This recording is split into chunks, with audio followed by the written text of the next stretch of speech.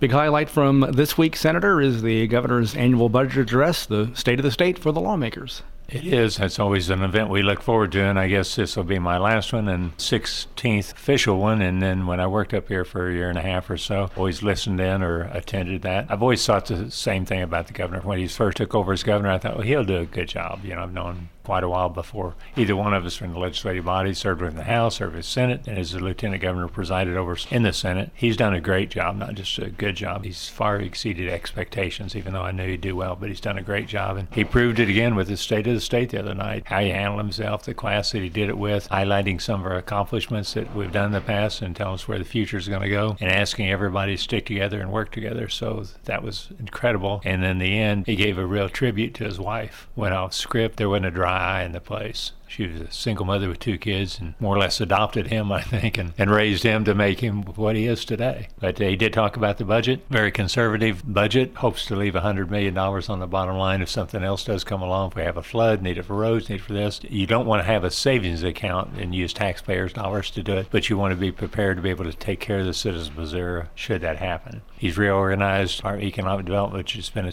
tremendously successful in all the other departments, and he's going to continue the reorganization and make us more efficient up here, government more efficient. We've attracted $5 billion in private investments into Missouri since he's taken over, gained 40,000 new jobs. We rank now 7th in the nation for small business wage growth, which is great. Just lots of good things, jumps 10 spots, and now in the top 15 for business and site selections. That USDA agency moved to Kansas City, which he had a lot to do with, and others up there, congressional delegation and everything. That's just huge, bringing that agency to Kansas City, which is the heart of the agricultural community in the Midwest instead of D.C. D.C. probably doesn't know a lot about cows or pigs or corn or anything like that, so that is important to get it out where it's with the people. I'm going to carry a bill for him this year dealing with workforce development and training. Start at the school level. We'll be getting that filed here shortly and working with him. The 2nd in the nation for apprenticeships. Federal government's trying to learn some from it. I thought that was quite a deal. We did fully fund the formula last year, and we're going to do it again this year. Going to help with transportation some more, school transportation, trying to go for an increase in higher ed. It's the first one since the recession we had 10 years ago, 12 years ago, however long it's been, so that's a good thing. Going to invest some more in infrastructure, which is incredibly important if we want to keep people coming to Missouri to build their factories, to ship through here. The deficient bridges that we've got in the state, we're making a real dent in those. Getting northwest Missouri back with the flooding damage, all the damage done up there, what all we've done there. We're all Missourians and we need to take care of each other. MoDOT has helped us with over $1 billion in transportation projects, and money from the feds have been so important to helping us secure. And they know where Missouri's at now. They know that